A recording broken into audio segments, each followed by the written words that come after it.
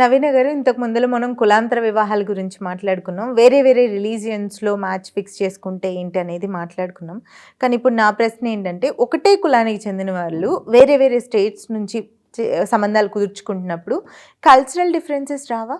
Cultural differences ఒకే caste వాళ్ళు వేరే వేరే స్టేట్స్ నుంచి కూడా కాదు, ఒకే స్టేట్లో వేరు వేరు రీజియన్స్ నుంచి చేసుకున్నా వచ్చేస్తాయి.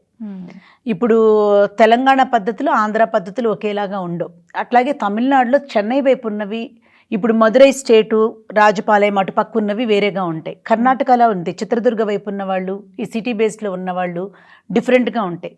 ఇప్పుడు ఫర్ ఎగ్జాంపుల్ ఒక నాయుడు కమ్యూనిటీనో లేక ఒక అంటే అందరికీ తెలుసు కాబట్టి I took out the cost అనమాట. ఉన్నప్పుడు ఇటు పక్కన కొందరు బేసిక్గా కూర్చోబెట్టి అబ్బాయిని అమ్మాయిని పీటల మీద కూర్చోబెట్టి పెళ్ళిళ్ళు చేస్తారు. ఇదే కమ్యూనిటీ వాళ్ళు తమిళనాడులోకి వెళ్తే పిల్లలిద్దరిని నుంచోబెట్టి తాళి కట్టిస్తారు. కొన్ని చోట్ల టర్బన్ కడతారు, తలపకి పాగా అంటాం కదా, అది కడతారు. కొన్ని నాయుడు కమ్యూనిటీస్లో తమిళనాడులో ఇంకో కొంచెం ఇంటీరియర్ వెళ్తే మగపిల్లలకు కూడా కాళ్ళకు మెట్లు పెడతారు.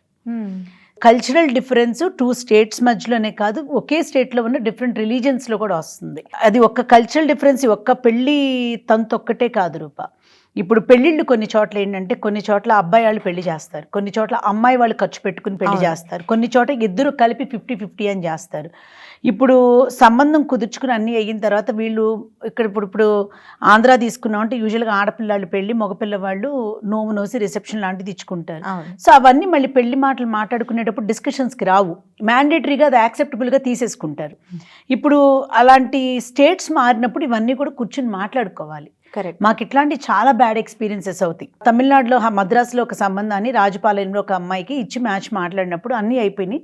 సో వెన్యూ గురించి మాట్లాడేటప్పుడు కూడా అడ్వాన్స్ ఇచ్చే టైంలో ఎవరిస్తారు అనే టాపిక్ వచ్చే వరకు ఎవరు పెళ్లి చేస్తారనే దాని మీద అవతల వాళ్ళకి బేసిక్ అవగాహన లేదు. ఓకే, ఇలా ఉంటుందని వాళ్ళు గ్రాంటెడ్గా తీసేసుకున్నారు. ఇక్కడ కూడా అట్లా ఉంటుందని వీళ్ళు గ్రాంటెడ్గా తీసుకున్నారు. చివరికి ఆ నెత్తి మీద పడేది మన మీద, మీరు క్లారిటీ మాకు ఇవ్వలేదు అని. పెళ్ళి అంటే చిన్న విషయం కాదు కదా. పెళ్లి క్యాన్సిల్ అయిపోయింది చివరికి. బికాజ్ ఎందుకంటే అమ్మాయి వాళ్ళు వచ్చి అబ్బాయి వాళ్ళు చేయాలని, అబ్బాయి వాళ్ళు వచ్చి అమ్మాయి వాళ్ళు చేయాలని, అమ్మాయి వాళ్ళు వచ్చి అబ్బాయి వాళ్ళు ఉన్న ఊర్లో చేయాలని, అబ్బాయి వాళ్ళు వచ్చి మీ ఊర్లోనే మీరు చేయాలని. ఓకే, వాళ్ళది వేరే పద్ధతి, వీళ్ళది వేరే పద్ధతి, టోటల్గా డిఫరెంట్ కదా. సో ఆ పాయింట్ మీద అప్పుడు నేను చెప్పేది అట్లా, అప్పటి నుంచి ఇట్స్ ఎ లెసన్ టు అస్.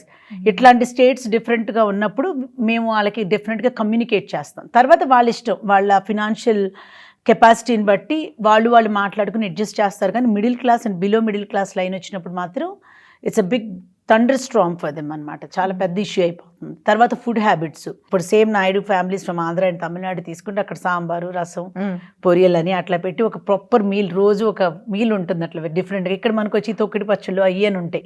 అసలు ఒక రోజు 2 రోజులు ఓకే, కానీ లైఫ్ లాంగ్ చేంజ్ కానీ లేకపోతే ఇటు అటు చేంజ్ కానీ మిక్స్ కానీ ఇవన్నీ అడాప్ట్ చేసుకోవడానికి రెడీగా ఉండాలి.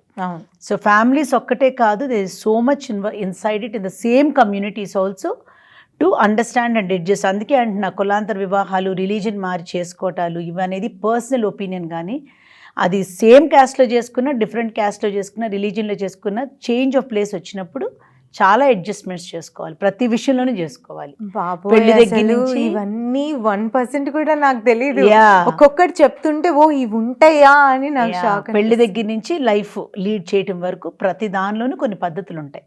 ఎంతసేపు పెళ్లి కూతురు చేయటం, పెళ్ళైపోతుంది వెళ్ళిపోతారే కానీ ఇన్ని ఆలోచించాలి. ఇప్పుడు ఇక్కడ ఒక అబ్బాయికి ఇక్కడ తమిళనాడు ఎక్కడో ఇంటీరియర్ వాళ్ళు మద్రాసులో సెటిల్ అయినా పెళ్లి చేస్తే వాళ్ళు తీసుకొచ్చి మెట్లు పెడితే ఆ పిల్లాడు పెళ్లిలో మెట్లు పెట్టుకొని ఉన్నాడు. అవి ఏదో 2 రోజులు 3 రోజులు ఉంచుకుని నడవాలి పెట్టుకుని. ఇప్పుడు మనం పాదుకుల మీద నడిపిస్తారు కదా, అట్లా మెట్లు పెట్టుకుని అది ఒక పెద్ద గోల. కొన్ని చోట్ల అబ్బాయి కాళ్ళు కడుగుతారు కదా వచ్చేటప్పుడు.